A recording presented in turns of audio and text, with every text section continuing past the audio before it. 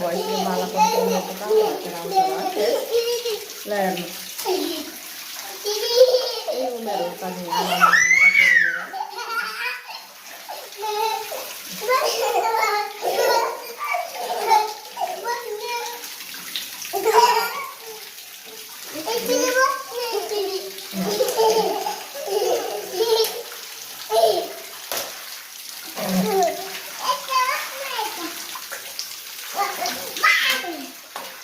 तिमीहरूलाई चिसो हुन्छ के सानो अहिले आँखा आँखा गरेर नखोगा है।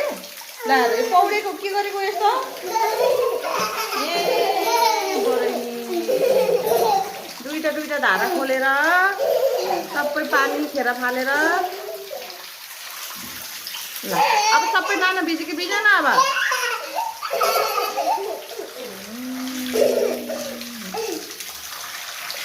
भैँसीको माला पनि उनीहरूको कहाँ भएर आउँछ होला है। ल हेर्नु ए उमेर हो त नि आमा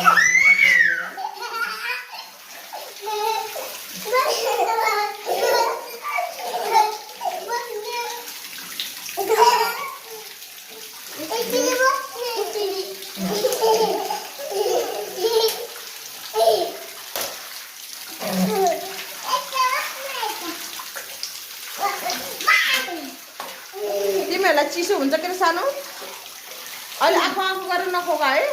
ल हेर पौडेको के गरेको यस्तो ए बरैनी दुईटा धारा खोलेर सबै पानी खेर फालेर